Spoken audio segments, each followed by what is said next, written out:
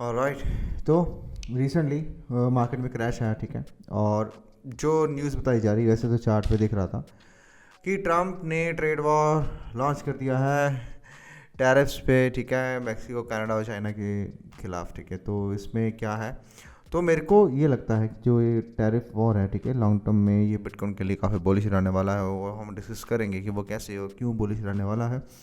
Okay, सो उसके लिए हमें जाना पड़ेगा नोट पैड पे। तो मैं यहाँ पे थोड़ी सी चीज़ें, थोड़े से टर्म समझाऊंगा, एक छोटी सी वीडियो होने वाली है। तो यहाँ पर अगर हम देखें तो सबसे पहले हमें ये समझना है कि टैरिफ क्या होते हैं, ठीक है।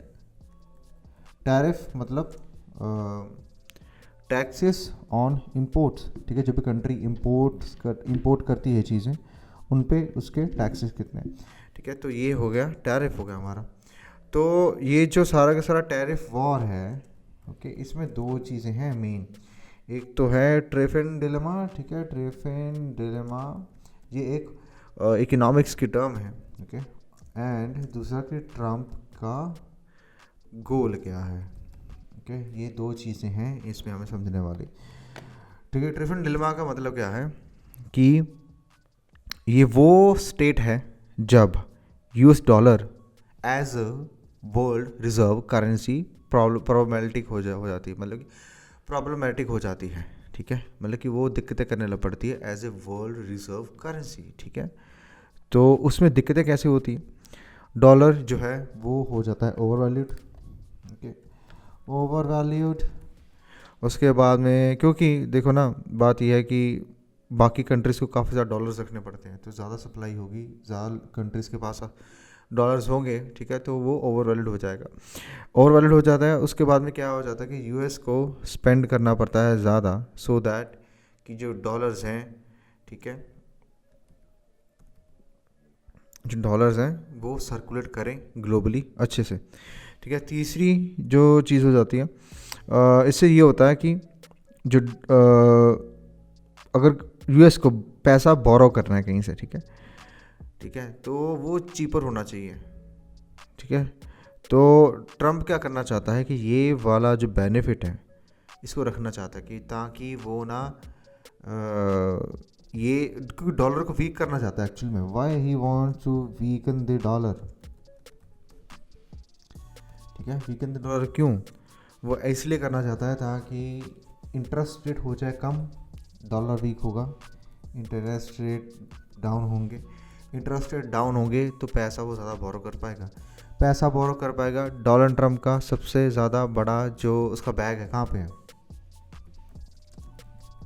Real estate, okay. पैसा ज़्यादा बोरो कर पाएगा तो रियल एस्टेट में, मतलब कि उसको इजी मनी फ्लो आ जाएगा, तो इजीली वो वहाँ पे अच्छे से कर पाएगा काम, ठीक है। तो ये सारा मेन इसका वो है स्ट्रेटजी। तो ये तो हो गया, ठीक है, ये तो समझ आ गया कि डोनाल्ड ट्रम्प को अपना का फ़ायदा दिख रहा है। पर बिटकॉइन के लिए क्या है हमारे पास, बिटकॉइन के लिए क्या है हमारे पास, हमें ये देखना है। देखो, डॉलर वीक हो रहा है, फाइन, डॉलर हो रहा है वीक। अब यहाँ से होगा क्या, डॉलर वीक होगा, इंटरेस्ट रेट हो गया कम, dollar weak, interest rate down, ठीक है, इंटरेस्ट रेट डाउन। तो इससे क्या हो सकता है, ठीक है, वही चीज़, जो चीज़ रियल एस्टेट के साथ हो सकती है वही चीज़ बिटकॉइन के साथ हो सकती है। डॉलर वीक है, इंटरेस्ट रेट डाउन है, पैसा ज़्यादा बोरो हो सकता है, तो bitcoin is the most attractive investment right now, ठीक है। क्योंकि हर तरफ से यूएस में बिटकॉइन को लेकर कभी ये एजेंसी, कभी ये फोर्स, वो फोर्स, सब ये चीज़ें बन रही हैं, ये डेवलप हो रही हैं, ठीक है। तो इसलिए टैरिफ वॉर है, जैसे चलता जाएगा ये, ओके, टैरिफ वॉर जो है ये जैसे चलता जाएगा, ये आगे आगे कहीं ना कहीं ये जाके बिटकॉइन को ही ज़्यादा, मतलब उसके लिए एक हेल्दी इन्वायरमेंट बन जाएगा ताकि बिटकॉइन में ज़्यादा पैसा आए, क्योंकि वो बंदा कैपिटलिस्ट बंदा है ना ये ट्रम्प जो है।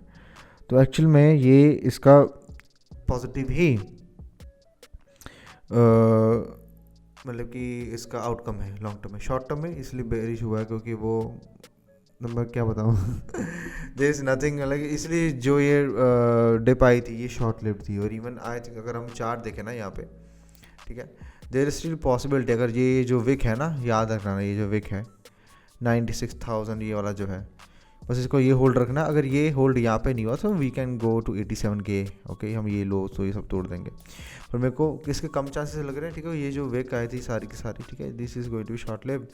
ठीक है, तो इवन ज़्यादा सबसे ज़्यादा गिरा था इथेरियम, गिरा था इथेरियम पे, इतनी ज़्यादा तगड़ी कैंडल आई है। देखेंगे अगर इथेरियम का चार्ट देखोगे तो इथेरियम पे बहुत ही बड़ी एक डेली की कैंडल देखोगे ना, ये ऐसी कैंडल कभी आज तक दिखी नहीं गई है इथेरियम में, तो दिखी नहीं है कहीं पे भी। ठीक है, और सबसे बड़ी चीज़ क्या है इसका, वीकली 200 MA,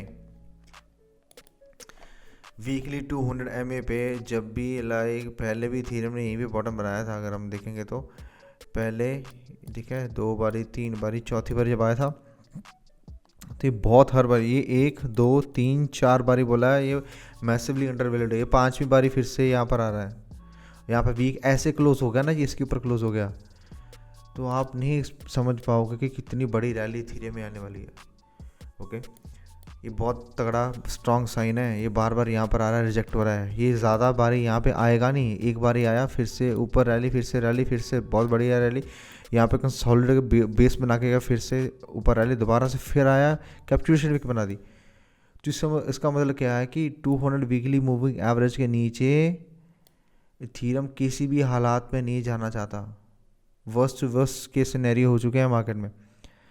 ठीक है, तो यहाँ पर नहीं जाना चाहता तो यहाँ से क्या होगा, अगर वो नहीं जाना चाहता, तो यहाँ से नहीं जाना चाहता तो यहाँ से ये वी आर वेरी नियर कि ये नए हाइज ऊपर बनाएगा।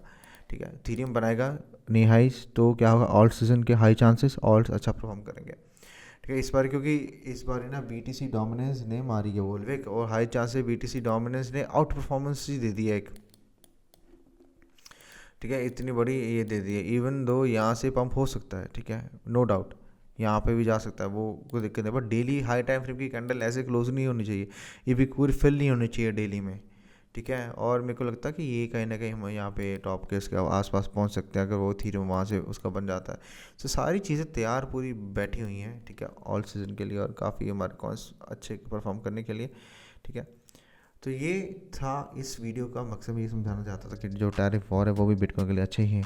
बात ये है ना, अब देखो कोई चीज़ जब ट्रांजिशन होती है ना, जब किसी मार्केट में को बदलाव आना होता है तो चीज़ें बनती हैं, टूटती है, बनती, नई गवर्नमेंट आती है तो फिर वो चीज़ें उसका बेस बनती है। अब जैसे इनकी धीरे धीरे रेगुलेशन पे काफ़ी काम कर रहे हैं, मतलब ठीक अच्छे से स्पीड पे काम कर रहे हैं। जैसे रेगुलेशन आ जाएगी, क्लियर हो जाएगी, तो अपना मार्केट पे रिवॉर्ड आना शुरू हो जाएगा और US कंपनीज़ में आना सब कुछ अच्छा हो जाएगा।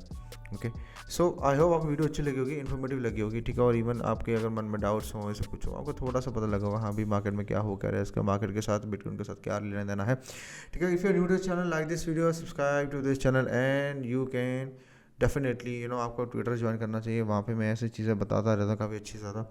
ठीक है, इन्फॉर्मेटिव, और टेलीग्राम पे भी स्टेटस डालता हूँ। ठीक है, so I see in the next video, bye.